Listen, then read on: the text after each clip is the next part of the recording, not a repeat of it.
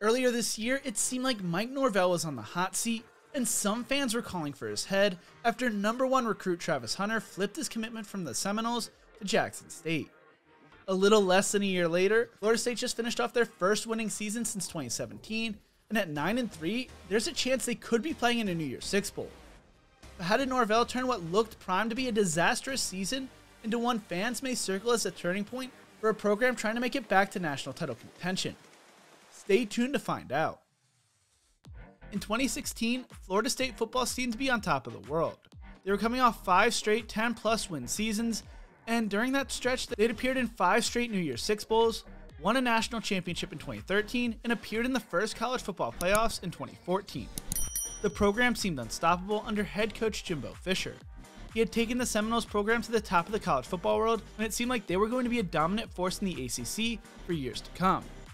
But in 2017, everything came crashing down for Florida State.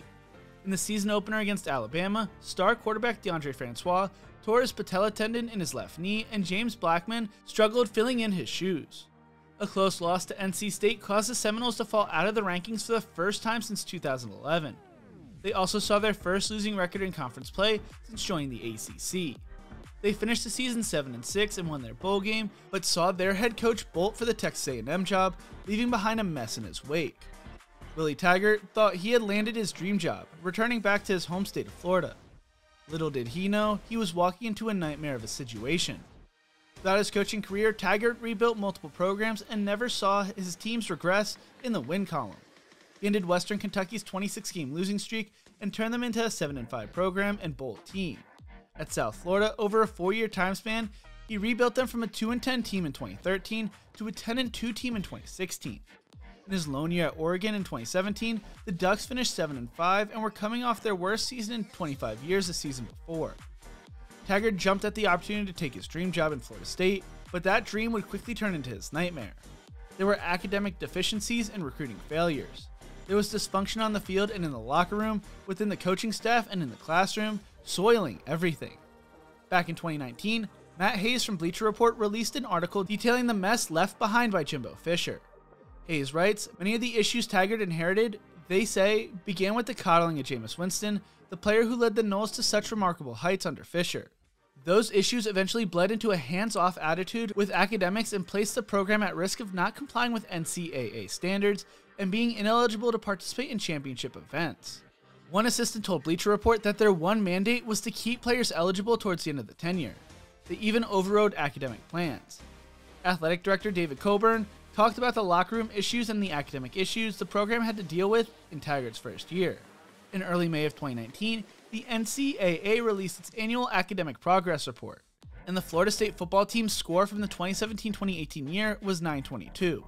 Last among Power 5 programs, and dangerously close to the line where the NCAA takes punitive action, beginning with the loss of practice hours and moving from there to ineligibility for championship events, loss of scholarships, and eventually coaching suspensions. That line is 930, but it's assessed against a 4-year average, which spared Florida State, if only barely, at 936. Taggart was floored by the attitude left by the Fisher regime when it came to the academics, telling Bleacher Report, "Don't tell me players are not going to class. Are you kidding me? They're going to class. Who is he to tell you he's not going to class? That's accountability. That's discipline.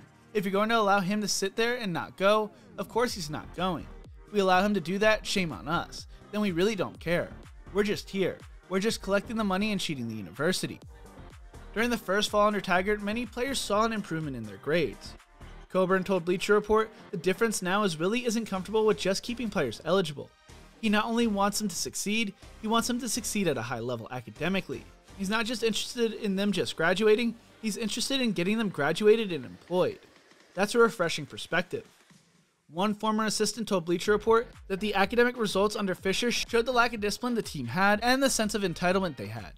Aside from the academic issues, Florida State also struggled at the quarterback position after the departure of Jameis Winston.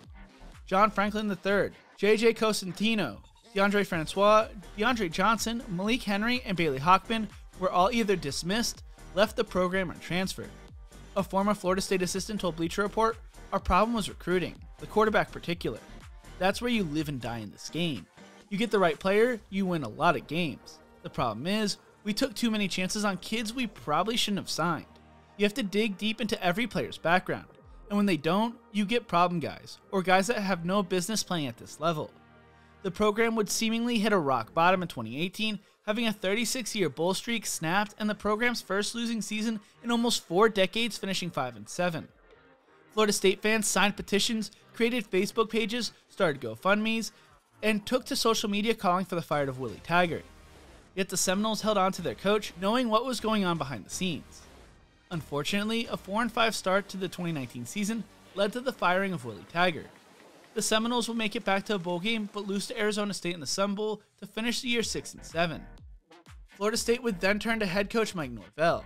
Norvell, a young and upcoming offensive mind, had overseen the nation's most explosive offense at Arizona State under Todd Graham before becoming the youngest head coach in the FBS at the time when he was hired by Memphis at the age of 34. In 4 seasons, Norvell led the Tigers to a 38-15 record, including a 12-1 season in 2019 that led to an invite to the Cotton Bowl.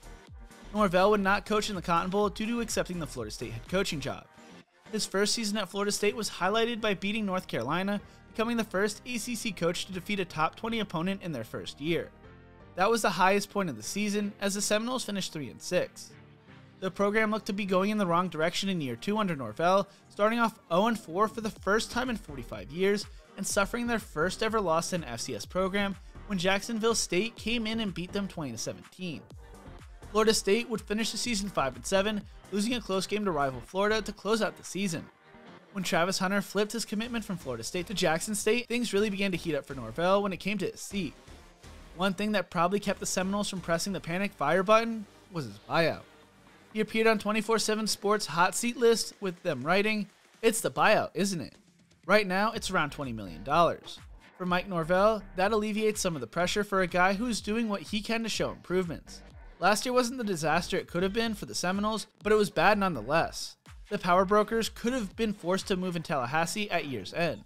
Instead, the Seminoles gave themselves an opportunity to reach bowl eligibility in Norvell's second season in the finale at Florida, but lost a hard-fought battle against the Gators. Winning 5 of their last final 8 games was a noticeable step in the right direction, and that momentum needs to continue in year 3. Florida State started off the season 4-0 with big wins over the likes of LSU in New Orleans and Louisville before dropping 3 straight heartbreaking games to Wake Forest, NC State, and Clemson by a total combined score of 18 points.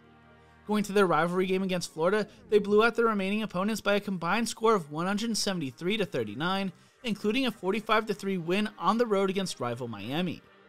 Last night, they beat Florida 45-38 in exciting fashion, led by quarterback Jordan Travis and running back Trey Benson, who each accounted for 3 touchdowns. They also snapped their 3-game losing streak to the Gators. At the time of recording, Norvell finished the season with more SEC wins than Jimbo Fisher did at Texas A&M and could be in the conversation for ACC Coach of the Year. So what changed this season? I'm happy to say I am now working with Liquid IV, who sells amazing products. My favorite item of theirs is the energy drink mix, which gives me that extra boost with my now hectic work and travel schedule. Use my code jrobrien at checkout or the link in the description below for 15% off your purchase and free shipping. You will also be supporting the channel when doing so. Thank you again, Liquid IV. Well, Florida State built their offense around Jordan Travis and improved the offensive line and wide receiving core. Travis finished the regular season throwing for 2,796 yards, 22 touchdowns and 4 interceptions, while also rushing for 367 yards and 7 touchdowns on the ground. They added 4 wide receivers through the transfer portal, including top option Johnny Wilson. Between a 3-headed rushing monster, the Seminoles averaged 217 yards per game, making it the most since 1995. On the defensive side of the ball, the Seminoles finished in the top 50 among pass efficiency defense for the first time since 2017, and going into the Florida game only allowed 155.4 passing yards a game, which ranked 4th nationally. Albany transfer Jared Verse led the team in sacks with 7.5 as well. Make sure to check out my video on him in the description below. They finished undefeated in the month of November for the first time since 2016, and could be playing in their first New Year's Six Bowl since then. The main thing that led to Florida State turning things around this season was deciding not to hit the panic button after last season. It allowed players to continue to develop in a system and focus on improving rather than learning a whole new concept. Who knows what would have happened had Taggart not been fired halfway through the 2019 season? Maybe Florida State takes a leap then rather than now. With that being said, Taggart is 15-16 as head coach at Florida Atlantic, while Jimbo Fisher is 3-7 this season at Texas A&M at the time of recording. In the almost 10 years since Florida State won the national championship, things have been an emotional roller coaster, but for the first time since 2016, it feels like the program is going in the right direction. What do you think? Is Florida State about to break back onto the national stage? Let me know in the comment section below. If you enjoyed this video, make sure to check out one of my other videos right here. Don't forget to leave a like and to subscribe for more college football content. Thank you so much for watching. I could not be more thankful for y'all. You guys make this all possible for me. And as always, remember to embrace the grind.